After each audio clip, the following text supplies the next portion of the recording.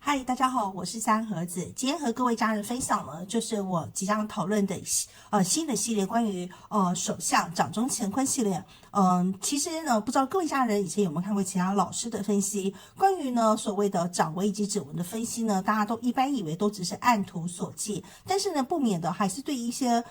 在对看手相的一些纹路的时候，还是会有一些疑惑。所以呢，在讨论之前，我跟大家呢先厘清几个问题。首先呢，在古人我们来看手掌运势的时候呢，都是以男左女右为主。但是呢，通常年龄超过35岁以及成家立业之后，我们同时都会参考另外一只手的一个纹路的发展啊。然后呢，但还是会有人疑问说，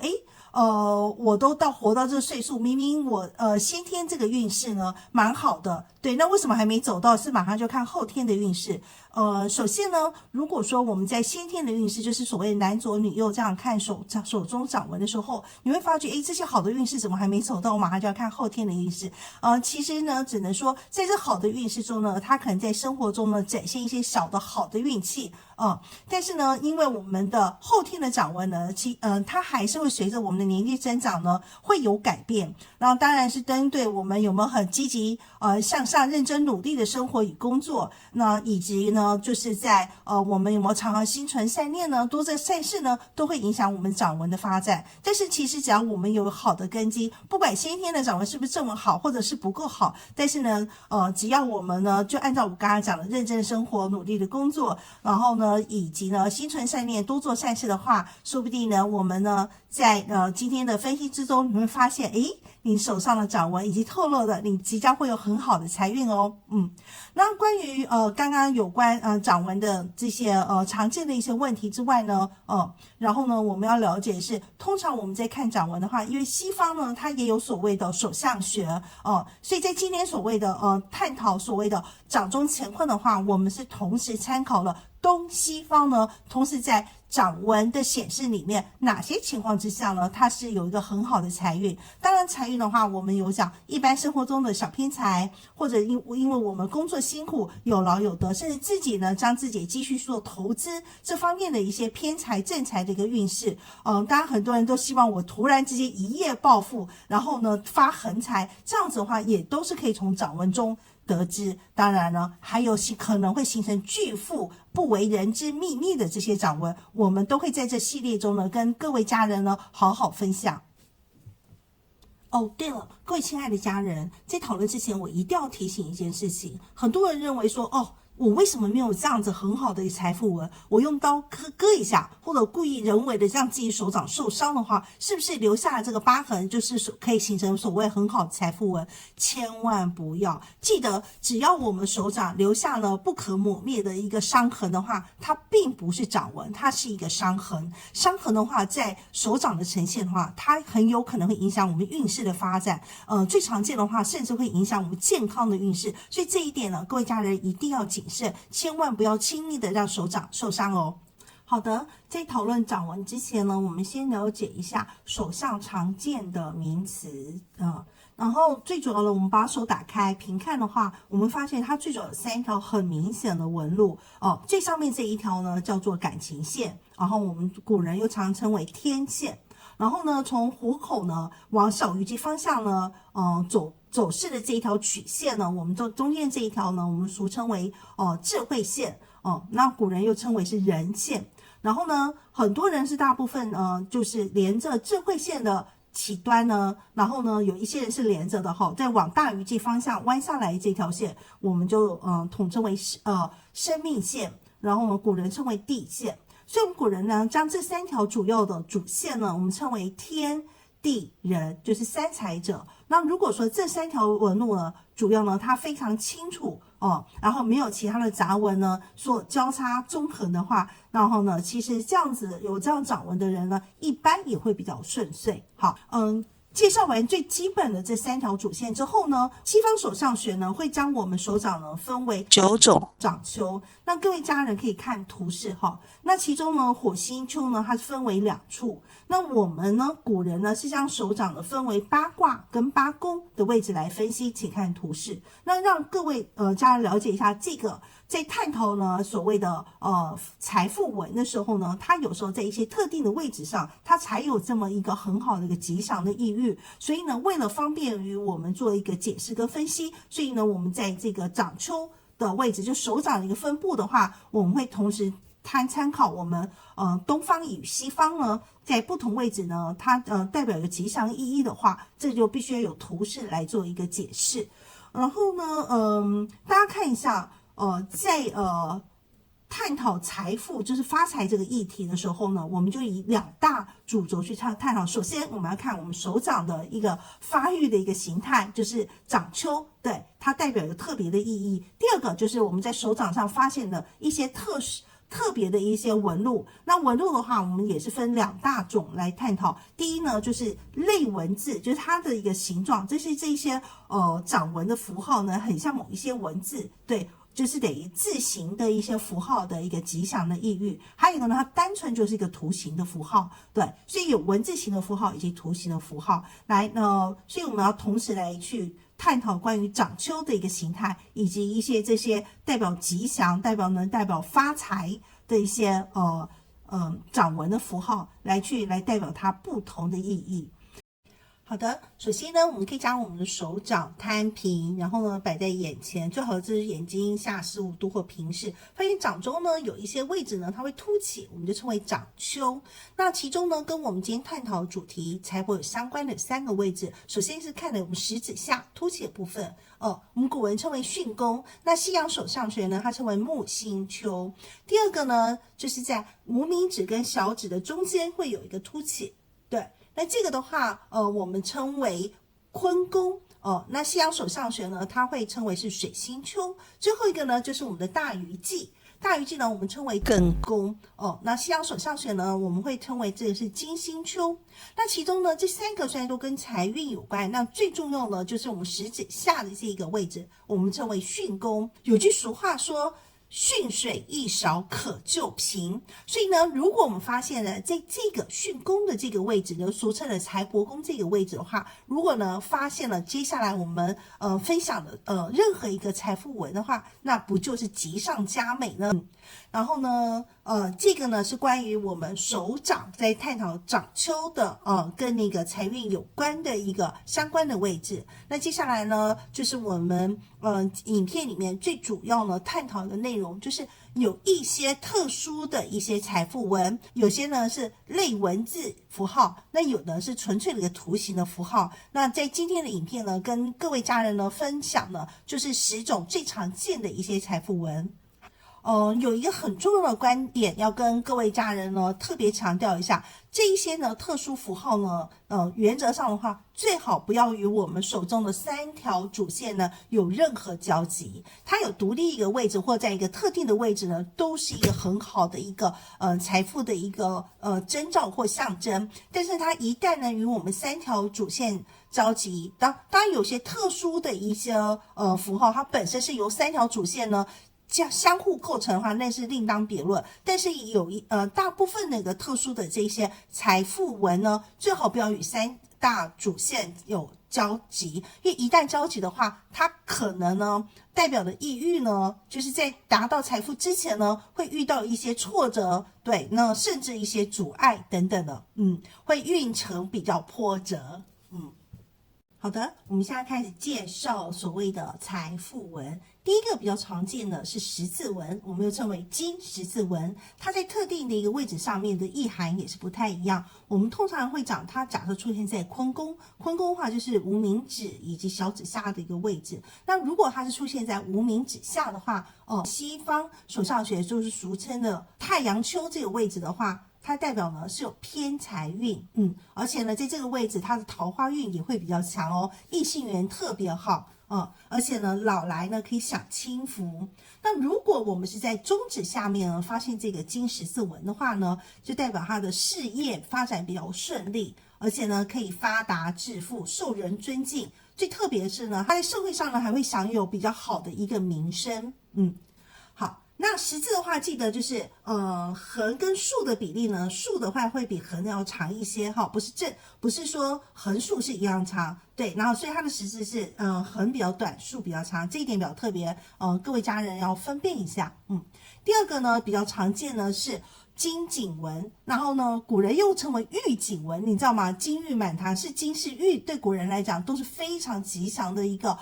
跟财富有关的一个名词。然后呢如果是发现是金锦纹的话，其实原则上在手掌任何一个位置，只要不是在主线三大主线上面的话，它都是一个非常好的一个吉祥的一个象征。然后呢原则上的话都是属于比较偏吉利的一个运势。尤其它如果出现在我们的手掌的正中心，我们中心呢又称为明堂在这个位置出现这个金锦纹的话，通常呢代表我们终身都可以逢凶化吉，事业顺遂，大富大贵。那如果它是特定出现在我们的财帛宫，就是食指下的这个掌丘的话呢，或者是它出现在我们的坤宫，就是无名指跟小指尖的这一个凸起的掌丘上的话，甚至呢是在掌边缘，我们这个叫对宫，这三个位置呢出现了金锦纹的话呢，都是比较财运亨通的象征。然后呢它还比较特别，因为呢金锦纹呢它还有一个延伸的意义，就是假设我们是三个横的锦的话，我们称为三锦纹，或者直接是两个锦写在一起，就出现在一起的话叫做双锦纹。如果你的掌中发现是双锦纹或三锦纹的话，那代表你的财运呢就是比一般人呢多了2-3倍这么好，所以是非常非常好的一个象征了。好，第三个我们要常见的呢，它有点类文字，但有点也像是符号。不知道大家会不会看那个图示哈，米字知道怎么写吧？然后大字知道怎么写吧？然后呢，假设这个字呢，它呢聚在一起是成文字，但是散开一点呢，有可能像六瓣，叫六花，然后呢，那个比较不规则一点。对，然后像天上小星星一样，叫做星符号。所以呢，像这样子的所谓的金花印纹、金星纹，就是很像米字、大字，或者是像朵花一样这样子的一个纹路的话，我们都统称金花印纹或金星纹。金星纹是比较常见的哈。那这一些呢，像星星又像一朵花这个符号呢，就代表我们人生的灿烂的运势。那你想象灿烂，那当然就是又是一个富贵吉祥的一个运势了。那出现在什么样的位置呢？原则上的话都很好。那尤其呢，出现在我们大鱼际。出现在我们大鱼际的话，我们俗称古人称为艮宫。那这个位置的话，就是泛指我们的异性缘特别特别强，也是一个有很好桃花运的运势。我们看图示哈，这边。那如果呢，这个金花印纹、金星纹呢，特定出现在我们的财帛宫，就这个位置的话，就代表是一个财官双美的一个征兆，非常非常好。那第四个呢，这个纹路呢，可能大家睁大眼睛仔细观察，因为呢，它就是大家知道古代的铜钱嘛，就是外圆四方，那个孔就是方孔的孔。那这个呢，然后古代人呢很习惯呢佩戴铜钱出去都用红绳穿起来。那当我们那个中间的方孔呢，一个一个这样穿起来的时候，两个孔看起来是不是像我们的履这个字？所以这个字呢，这个符号呢，就是在我们艮宫，就是大鱼这边呢比较容易发现，就是双口履这个字，我们又俗称为穿钱履，对，然后叫做穿钱纹。那既然是像铜钱的孔，就穿钱在一起，那当然是什么？代表我们的财运特别好，家财万贯的一个意思。所以呢，就代表如果我们在我们的艮宫，就是我们大鱼际，我们仔细看哈，有没有这个纹路形起来上下感觉像两个口一样的话，那如果是在这个位置出现的话，就代表呢，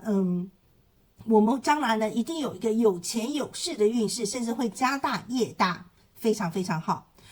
其他的那个类文字型的一个符号比较常见呢，我在图示上面讲有3个比较常见的。第一个田字，大家知道写什么田。那田字的话呢，它比较常出现，如果我们老师们能观察到，都是在我们明堂就是手掌的正中心如果我们手中握有这一个代表田产到的不动产这个田字的话呢，就代表什么？子孙会强盛，然后呢先富后贵，特别好运。再过来第二个呢，比较不常见的字，但是它的意义特别好呢，就三个口品。对，品性的品，这个品字，那品字呢，它比较有要求，是它会在一个特定的位置下，那我们会通常希望是哪里发现？大家看无名指无名指下方这边，如果我们能仔细观察有三个口的话，那就是符合我们的精品文的一个运势的要求。精品文的话，在无名指上呢，特别会指什么？指我们的偏财运。那我们讲一下，我们古人比较强调的财帛宫会在我们的食指下，但是在西方的手相学呢，他们呢会认为有一条成功线是从无名指这边就发出来的，所以这边叫做太阳丘，所以他们认为财运呢应该会跟无名指下的这个掌丘会比较有相关，所以像这个所谓的精品文出现在这个无名指下方的话，是在西方手相学呢比较常见的就是强调这个区域，他们认为跟我们的财富会有相关。然后第三个呢，就会跟我们女性家人们特别有关系了，就是一个女字形的一个吉祥符号。大家看图示，这个女字形呢，当然它出现在手上的任何一个位置呢，就代表你终身呢会遇到一个女贵人，对你有所帮助。如果是男性家人的话，就代表你呢会取得一个非常贤惠的另外一半。对，然后呢，不但会持家业呢，甚至呢会协助您呢会创业有成。那如果呢它特地出现在一个位置的话，就是我们无名指下方这个位置。对，我们各位家人可以看一下，如果您的无名指下方呢发现了有女这个字的话呢，就代表是怎么样？代表呢您的如果您是男性家人的话，代表你这个配偶呢，对，不但是让您创业成功呢，甚至呢是发大业赚大钱，非常一个帮夫运的一个运势，非常好。那如果说我们女性